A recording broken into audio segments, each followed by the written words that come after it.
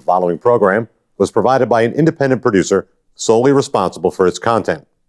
The opinions expressed do not necessarily represent the views of this station, its staff, board of directors, or underwriters.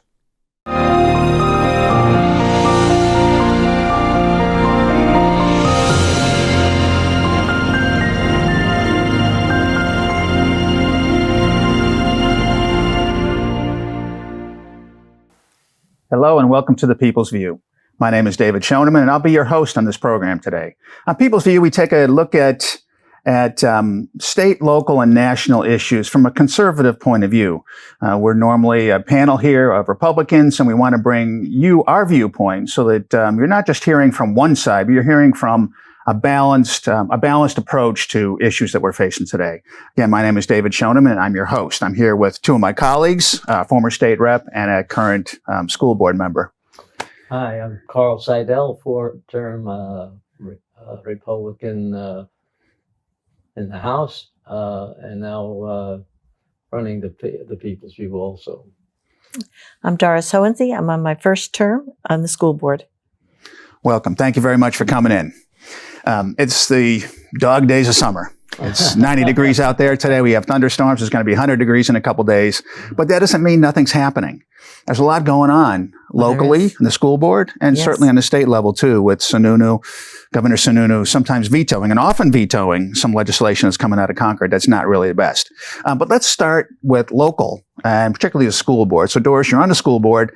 Tell us what's going on. And we've heard a lot in the paper and whatnot about a lot of controversy in the school board. And what's happening now? Well, we have a strategic plan that we've been working on for almost a year now. We've had a lot of focus groups, 36 focus groups. 6 of them were with parents, but predominantly with other teachers and custodians, principals, different subgroups of the district and people who are interested in the outcome. And there was 496. And we want to know how many parents were involved. I estimate maybe 83. So we're trying to figure out now the plan that we were given, which I find very disturbing. Is this what parents want?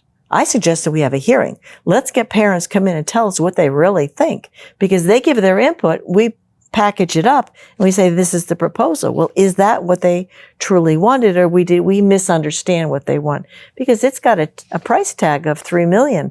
And then you add the benefits for 56 new employees with the declining enrollment, which we don't have enrollment figures and demographics in here. You're talking $4.5 million will be added to the budget incrementally over this period. And then it will be permanently part of our budget. So it's supposed to be a new strategic plan. Yes. It's initiated by the school board itself or by the administration? The school board is in charge, but the superintendent convinced the board that we should delegate it out to a committee.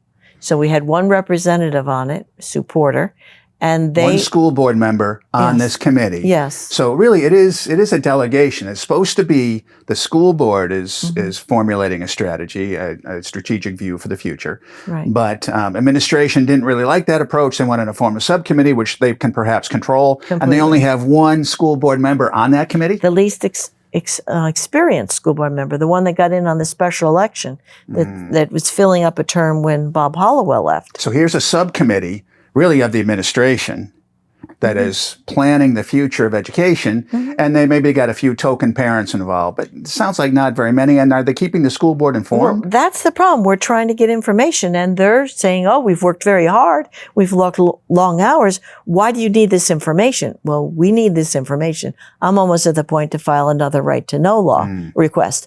I mean, I'm trying to hold back and behave and just ask politely for it. Mrs. Van Twyver asked politely for it, and we're not getting the information. So, I mean, there's things in here like they want to form another task force to define, research, review, and customize strong social emotional learning, which is the behavior modification program. Okay, let's talk about that. That's an important Let me just finish this, and then we'll get to that first. Okay. Citizenship, which in their mind is global citizenship, and parents' mind it's civics. So that's confusing. And restorative practices. That's restorative justice. That's where you have to discriminate based on race, how you treat somebody. Because we've had problems about that. We haven't approved this program, and it's in our schools. And these practices are to be used all across this district at all levels. Well, social emotional learning, a month ago, we approved it because it was going to be zero cost. It's an online free curriculum, and we're getting grants for professional development. So it's a free program. And it was K-5, and it's a pilot. And then a month later, now it's $4.5 million. Yeah, so it sounds like there's this move to get something new in there that the school board isn't supposed to be informed on. This is coming from outside of Nashua, I presume. Is this part of... There is a nationwide push to put social emotional learning in. It's aligned to Common Core, which is a failed curriculum. Our academics are not going up, they are going down. This is a shift away from academics because now we're focusing on your behavior because they think your behavior is getting in the way of your learning. So if we only correct your behavior, you will learn better. I think all we're going to learn better is the behaviors, the proper behaviors. And, But whose behavior? Is I it know. my It's- opinion it's or his social opinion? engineering is what it really comes Yes. down to. It also bothered me because I haven't heard much about a behavior problem. I haven't either. I certainly haven't heard any of this Well, we've in the been local asking papers. for data on behavior, and they've been not giving us that. We've been Howard Kaufman asked for it. Elizabeth Van Twyver asked for it. I've asked for it. We want to know what types of behavior problems are we facing.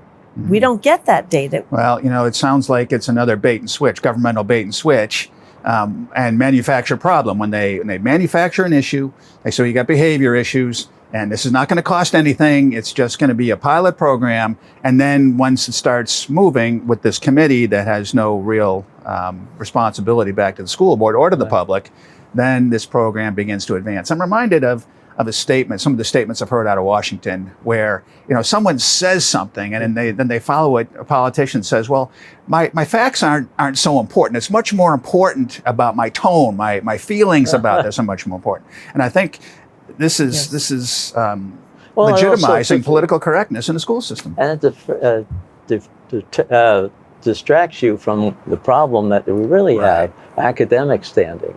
The academic standing's falling, so let's have another problem here that we can, don't have to pay attention to that other one Right. because we don't know how to solve that one. Well, it's interesting. Some schools do know how to solve it. And Yeah. I look at the charter schools here in Nashua Right. with Nashua students. They have a very diverse mix of students in those programs, a lot of immigrant students or non-white European ancestry. So you can't say it's a different subset. These are Nashua kids who go into these charter schools that cost half the price, and they really do pretty well. So But those someone has parents the are formula. bought in. See, that's what we want. We want a public hearing. See if parents are buying into this program. Well, I got a feeling parents don't know about If this. 2 out of 83 parents suggested that we need social emotional learning in our schools, out of all those 36 focus groups, Right. I don't think there's an outcry to say we need to fix what's not even broken. And the thing is, if they're telling you as a preschooler or a kindergartner what feelings you can express and which ones are bad, and that you should change them, you're going to learn to repress what you genuinely think because you can't even say it in front of your friend because they all know what the proper feelings are. So you're repressing kids and they're going to blow up even harder. When I don't was in think high it's- school, we read the book 1984. I think George Orwell was right on a lot of things, but he had the year wrong. Right. We're facing these things now. This is government trying to tell us how to think and how to act, and they're starting with kindergartners. They're defenseless. And it's wrong. Now, you mentioned school performance. Where's your school performance standing? Last time I checked, the Nashua schools, for all the money that we spend, we're still in the bottom third of the state. And the scores are going down year to year, which is very disturbing. And we've asked for them to break out the scores from school to school. Maybe we could learn what one school is doing to help another, but they won't give them out because even though it's public information, and I could do a right to know, or I could go on to the Department of Education website and search for a couple hours and maybe find it. But the point is we have some schools that are doing very well and some schools that aren't doing very well. Why don't we have a discussion about the problem and try to find a solution? But no, we are not given that information. We're not allowed to discuss that in Right. public. Well, I've long felt that we're not really focused on getting better outcomes for the students. No. Someone came, when I was an alderman, someone came and stood at the microphone and spoke during one of the Board of Aldermen meetings, and he brought up the fact that school scores were so poor for all this money. And he said, are we running a jobs program here? And that stuck in my mind because you see scores go down, you see enrollment go down, and you see salaries go up and budgets go up, And we need- as if the bottom line is protecting salaries. We And need 56 more of them now. now 56 more people in a face 56 of more declining people. enrollment. Yes. So what happens, see, with the charter schools get students by competing. If they don't have a kid in that seat, they don't get paid. So they need to have kids. They can't afford declining enrollment. They also cannot afford poor performance because if there's poor performance, they're not going to have the kid in the seat. So those charter schools must compete. And I think it's that competition that engenders their success. Regular public schools, on the other hand, don't compete. If the enrollment goes down, they still get the same amount of money or more. But it's not the teacher's fault. The teachers aren't allowed to be teachers. They're told from the top down what I to agree do. with you. I'm not help them blaming teachers. I think Do there what are they, some yeah. who aren't good. Because some teachers told me when they gave the first presentation out this, after I begged for almost a year to get a presentation, she says, we've been doing social emotional learning sort of common sense wise. We don't, she didn't see we need a nationwide product to teach them how to do it. If Johnny's having a problem, we work with him. We find a solution. But when they superimpose something from the top down, that's very different. That's very inflexible. That's a big concern. So let's just touch base on what's happening in Concord with regard to education. We discussed before the program that Governor Sununu vetoed an important piece of legislation that had to do with surveys. Oh, yeah, Tell us about non-academic that. surveys. That was Senate Bill 196, and on Friday he vetoed it, and I don't think the Senate can override that veto, so I think it's going to be sustained. And essentially, it tells the district that they have to get informed written consent from parents whenever the child is given a non-academic survey or assessment. Well, what is social emotional learning if it's Right. not? It's not academic. But It's when not that about law facts and was figures. passed, that wasn't even in our mind. This was before it came along. We just had the occasional survey that were asking intrusive, privacy invading questions, like, "Does your mother drink?" And I'm sure they need to know. They'd like to know this information, but some of it's just it's a violation of privacy. And if there's a death in the family, there might be answers to questions that you don't want your kid giving right now when he's very upset. So parents had that right to say yes or no, but they had to be informed in advance that there was one coming, up soon, and they have to give written permission. Because if you don't have written permission, they could say, well, we informed you, you just didn't pay attention. So Governor Sununu's veto essentially protects the parents' right to choose what kind of non-academic surveys the child sees. And the That's a other good thing veto. we have is an opt-out bill. If you find material objectionable, like if you find social emotional learning, which is going to be interwoven with all of our curriculum in K-5, it's a pilot program, and you say, I want to opt out my child, that parent has the right to opt out. How is the district working that out? I asked, no answer.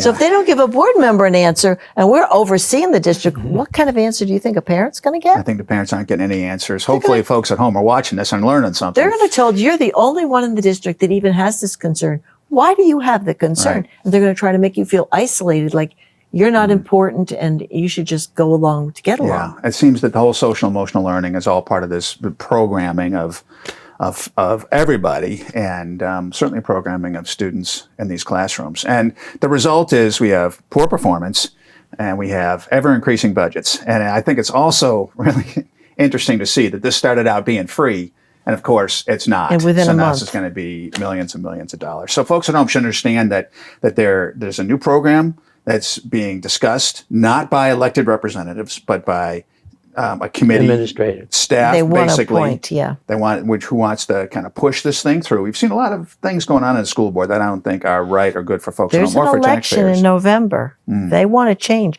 They want the circus to end. There's 5 open seats. So they've got to pay attention. They want unanimity on that board, I think, and they're gonna be pushing for We'll see. a lot of like-minded lemmings. Because the only like-minded people are going to be lemmings, really. You're not going to have. Independent thinkers. You need to have independent thinkers on all these boards. But I'm glad that Governor Sununu vetoed that. So what else is going on, Carl, in Concord or nationally? What's kind of Well, cooking Concord these is days? just waiting to see when the vetoes come through. There's probably over 60 bills that he may still veto. Wow. And that's probably, there's nobody saying when they're coming. And first of all, he can't veto until he sees the bill. Right. And these bills are piling up behind. And it's controlled by the Speaker of the House and the President of the Senate when they give the bill to the governor. And then the governor has a set amount of time to either sign or not sign or veto any of those bills. Are they playing games with the schedule, do you think?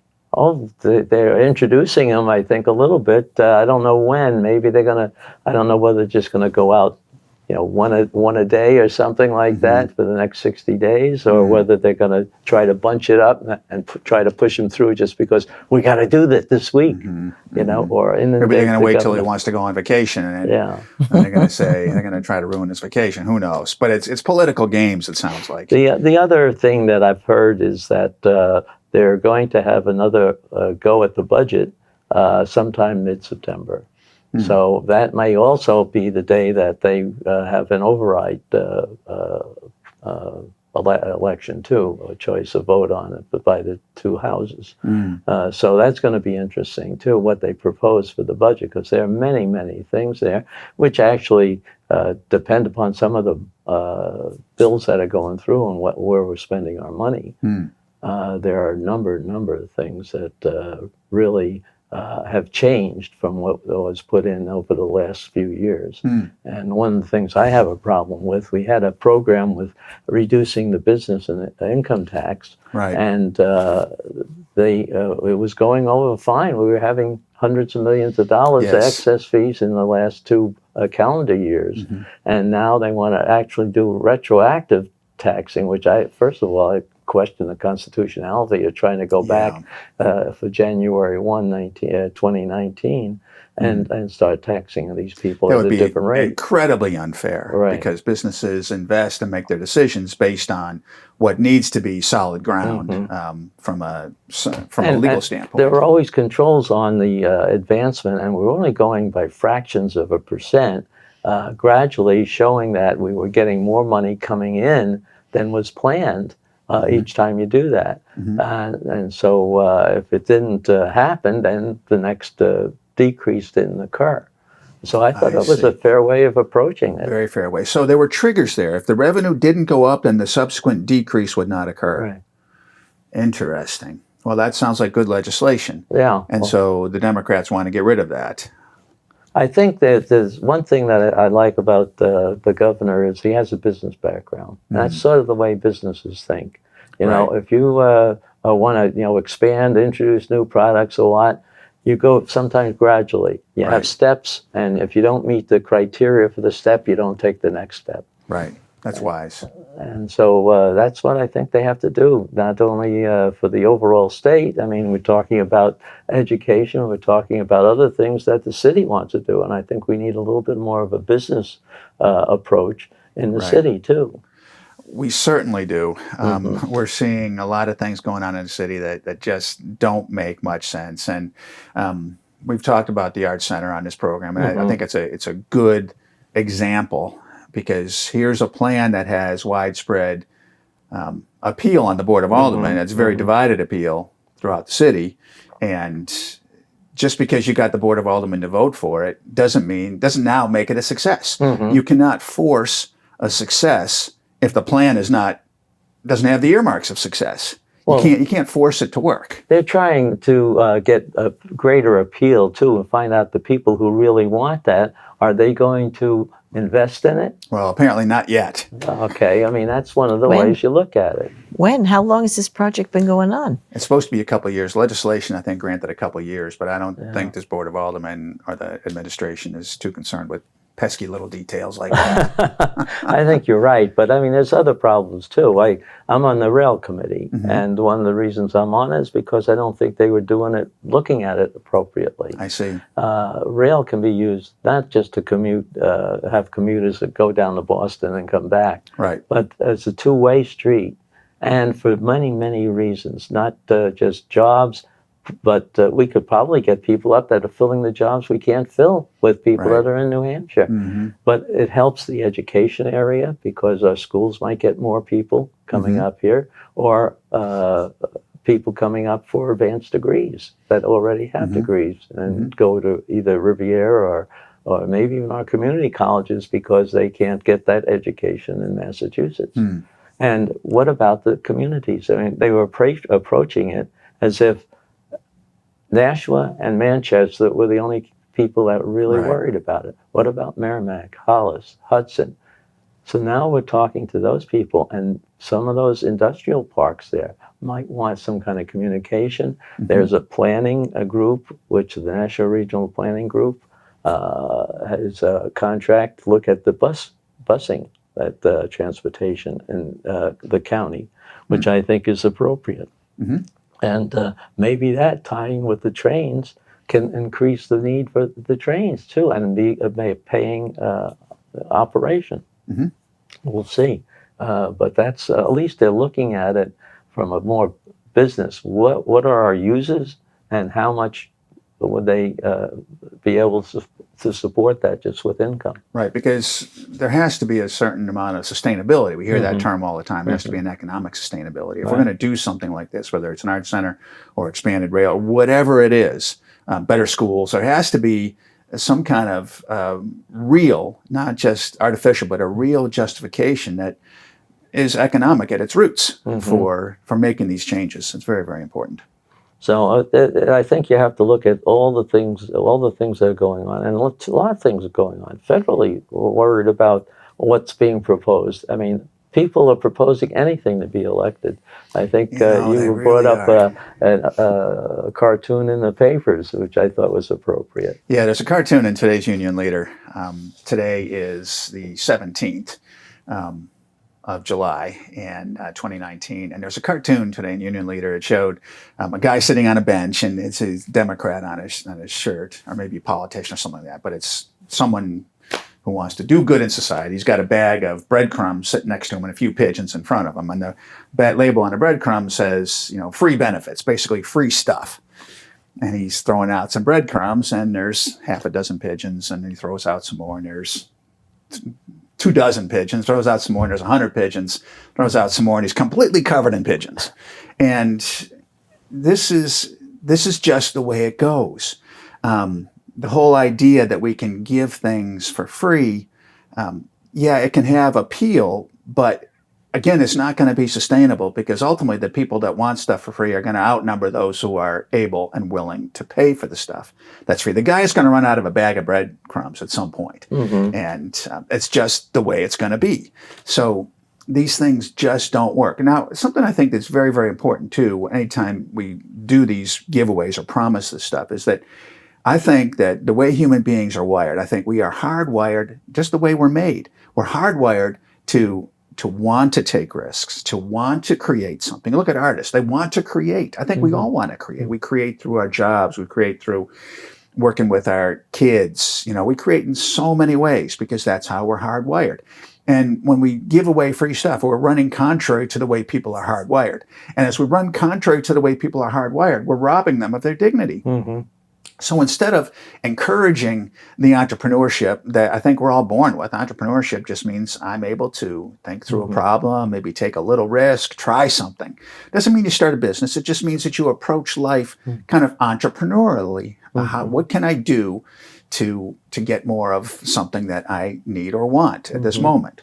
And as soon as you start giving things away, you rob people of the dignity of using their own skills to go and accomplish the mission that they're here on the earth for.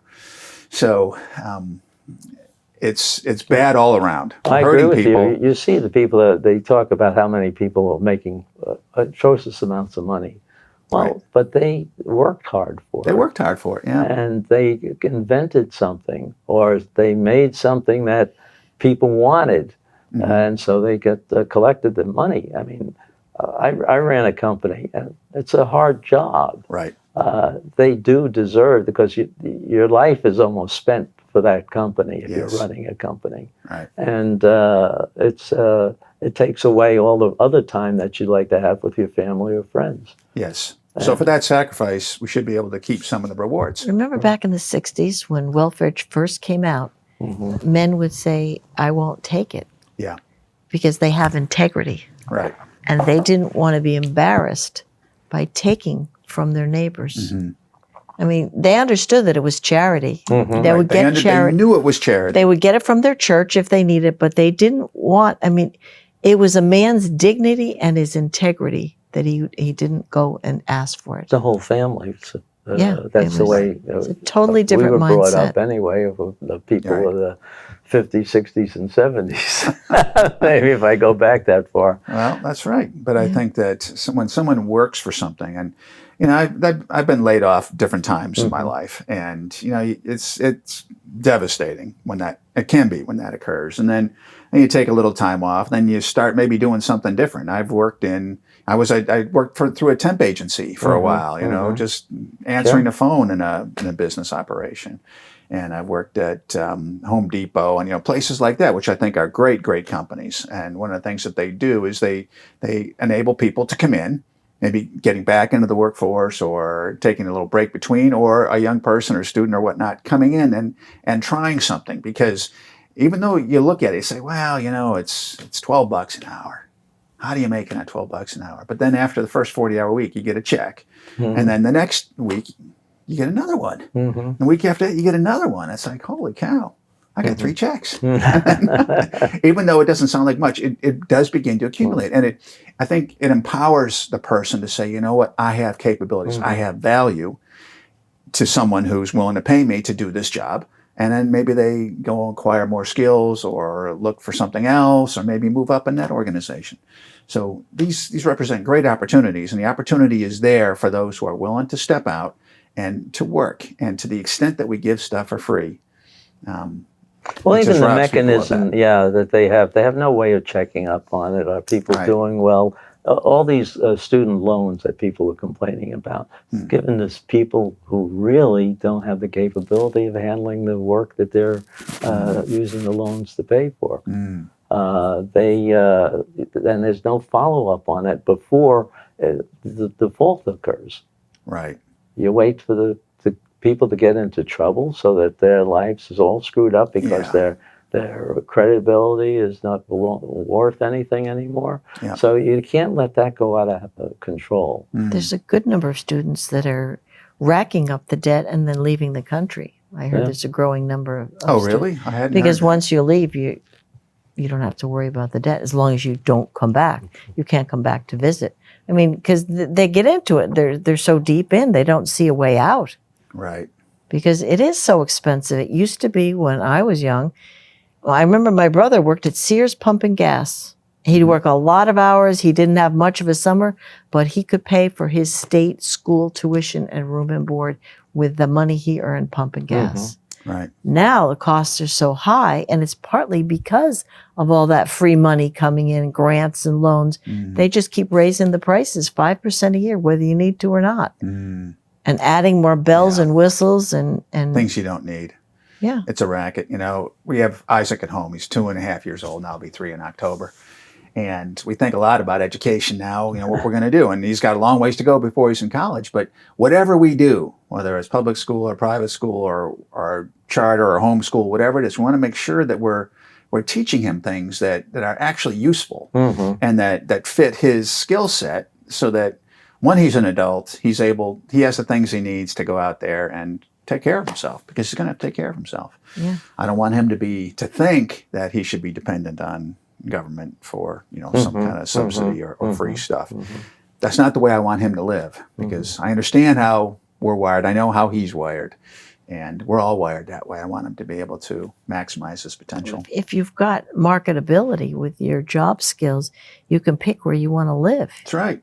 If you don't, I mean, you're kind of stuck. Your options are narrow. So that's why school and academics is so important. Teaching behavior, I mean, why don't we just encourage parents to pitch in and give them a little coaching instead of asking for behaviors that are going to conflict with different cultures of the families that we're Right. trying to teach, because there's going to be some conflict. Well, don't back all in the agree. day, I remember hearing when I was a kid that public schools were about socializing really immigrants coming in, getting them to assimilate, getting them to become Americans, and maybe not be part of the country's culture where they came from. Not that they don't want to use those languages or, whatever some of the cultural traditions are, but to make them Americans. And to belong, to fit in. to make them belong and to fit in, get them to belong and to fit in, so that they can succeed on their own.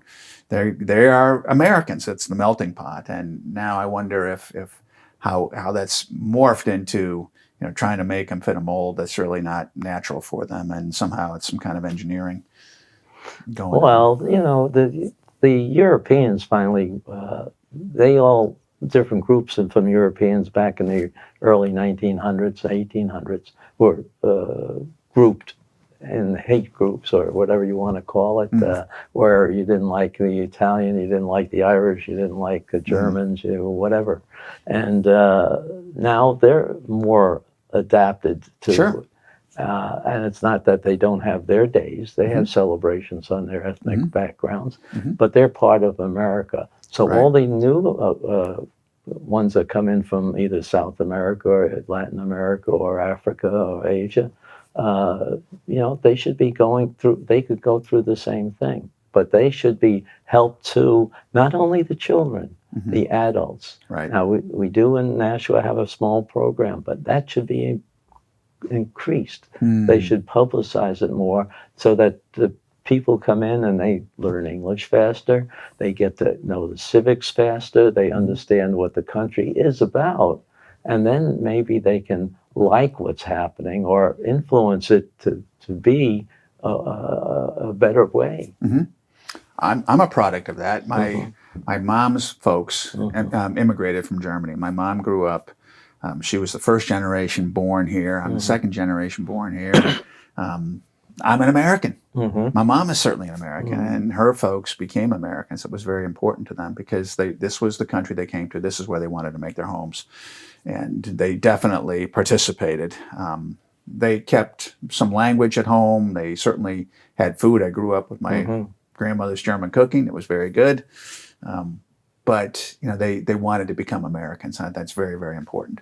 And we talked on the show too in the past about how the watchword back in the day was assimilation, and today assimilation is taken out of the immigration vocabulary. It's not assimilation now; it's integration, where the host country modifies its behavior to take on some of the form of the new people coming in, rather than the new people assimilating to what's already here. Americans have culture. I mean, we have culture here. We might say, well, our culture's not as old as China's culture, 5,000 years, or not even as old as European culture. But we have culture.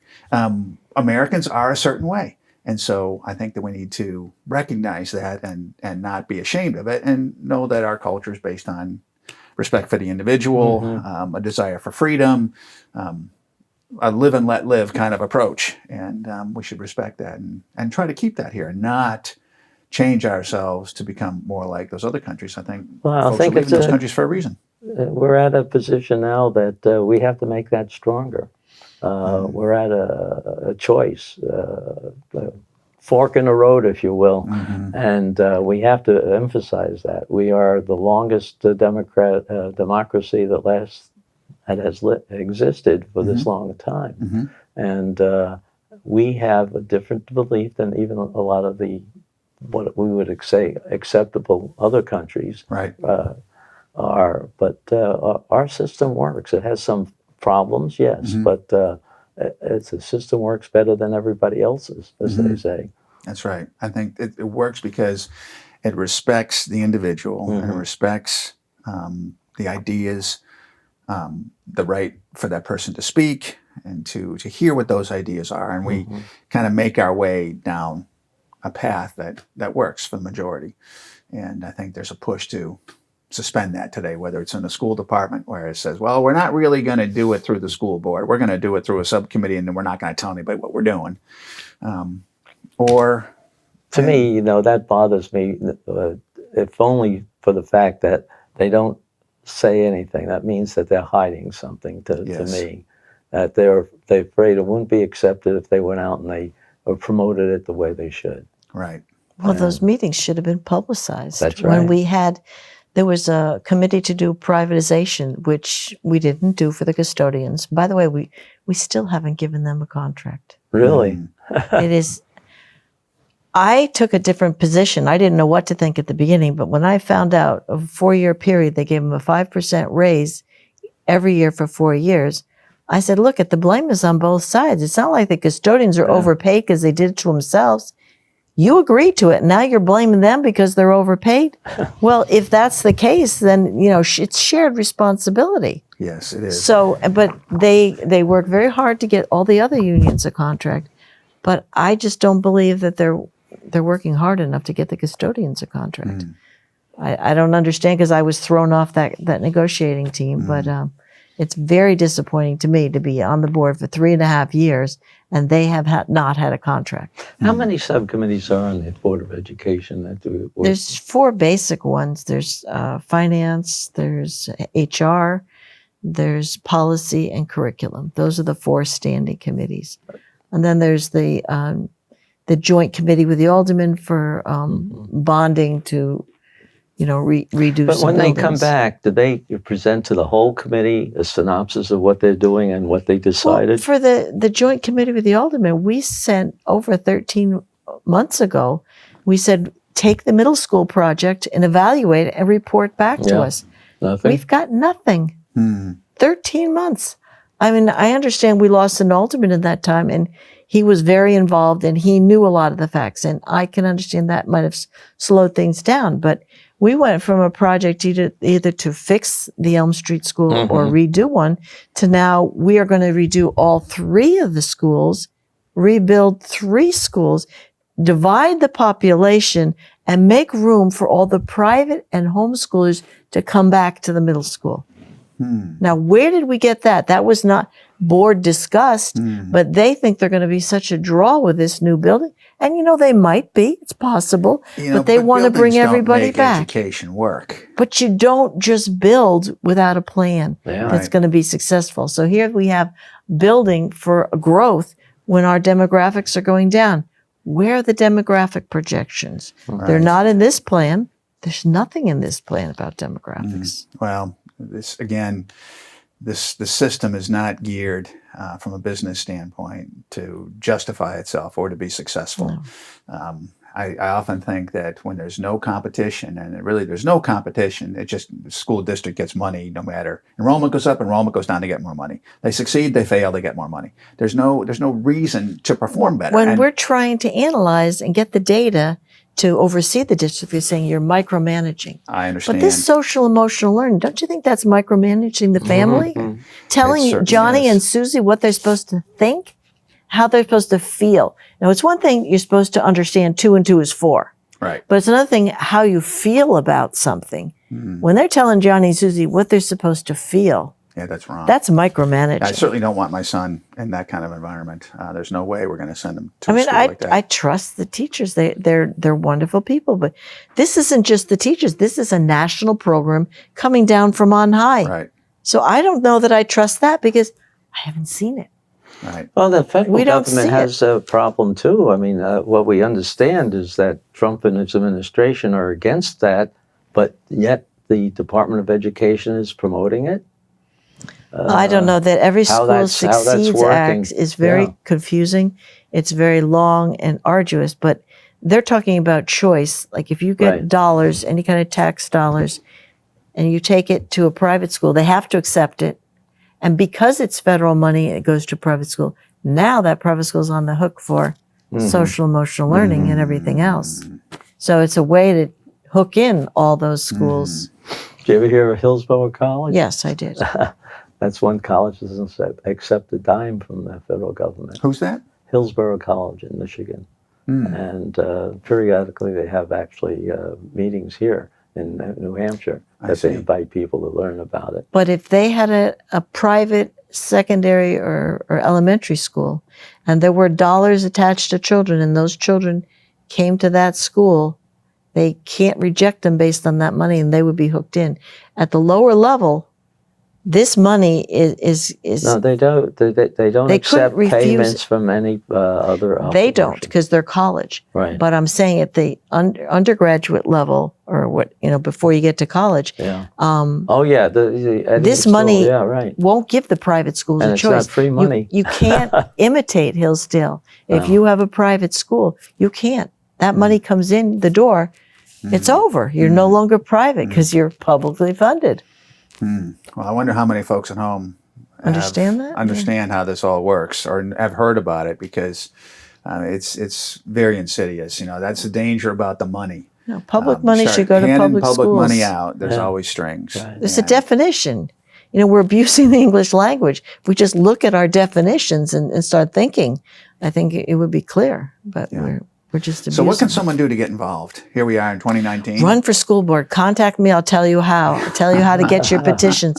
November, we have an election, and August 27th to September 6th, you file your petitions and get on the ballot. We need a change on our school So board. that's for school board. Are there any public works? There's seats two available? seats for public 2 works. seats for public works, and of course we have an aldermanic election too, We and a have- mayoral. There's no contest. The mayor's 12 seats on the alderman. Yeah. We need independent people, the independent thinking people that can look at information and make a decision and not just rubber stamp without data. one thing you mentioned too about the Elm Street School project as an example. Brian McCarthy, Alderman McCarthy, sadly passed away during the middle of his term a few months ago. He did know a lot. He was on that board for a He long knew time. everything. He was driving that Elm Street project. And I think they're stalled now because when he passed, there's no one there who knows what's going on. So we have very little depth of knowledge. Institutional knowledge, we call Very it, little yeah. depth of institutional knowledge on these boards or institutional skills. When I see the school board readily abdicating to the administration to form a committee, I think then the not school board asking members for are data. saying, I don't even know what you're talking about. Why don't you guys go ahead and do it? Or they're saying, I don't have time. I'm not interested. It's I think we have to have more people that want to be involved, want to go in Right. and get the details at it, go back in history a little bit, maybe get a formation of a concept that will sell, that Right. will work. And then you have to do this. You have to schedule it with certain timeline where you check to see whether everything's going around, or you modify it in order to get to your objective. But you got to spell out your objective and how you're going to measure whether you're attaining it. right. And Yes, people on these indeed. boards don't do that. Right, that's There are a right. few individuals who do, but by and large, the board itself does not do that. Our board has just shut down meetings. We've cut our meeting days in half. We cut the hours of our meetings down to 2 It hours. sounds like people don't We're want to not be there. allowed to talk Why for 2 are they more even minutes. there? This is the new majority. They don't want to spend too much time at meetings. What's so their they've mission? shut them all What's down. Maybe their Support the mission administration. is just to support the administration and get things like social Because emotional learning. They figure Swept that in. we hired a leader and now we have to follow him. Well, that shouldn't be the way That's we not are. the model. We have a school board that oversees the district who he's answerable to, and he's not answering our questions. Yeah, it's the whole school board situation is inverted. Yeah. The school board is working for the administration. It's not the way it should be.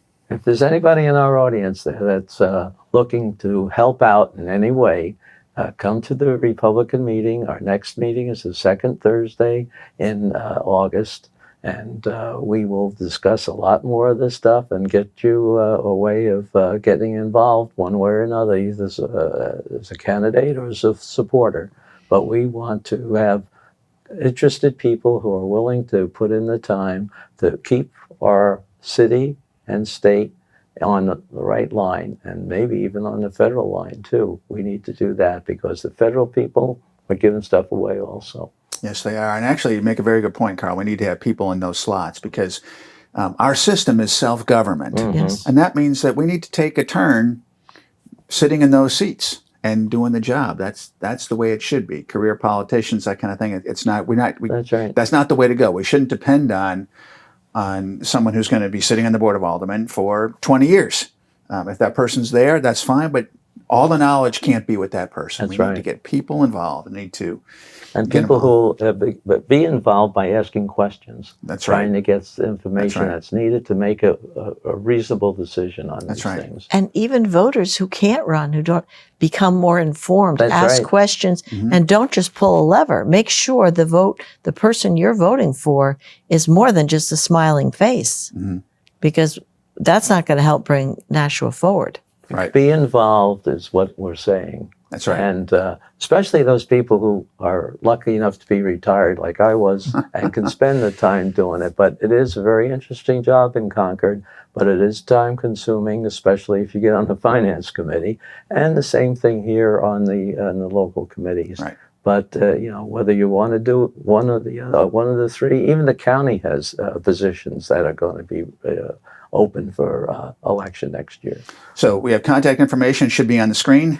We had the Republican City Committee meeting on the second Thursday of each month. So it's coming This up. is at the Marriott Residence Inn. Yep. So that's coming up. So we want folks at home to get involved. And I see now that our time is up. I want to thank you all for tuning in. I want to thank Carl Seidel and Doris Hohensee for being here with me as well. My name is David Schoneman, and we'll see you next time. The preceding program was provided by an independent producer solely responsible for its content. The opinions expressed do not necessarily represent the views of this station, its staff, board of directors, or underwriters.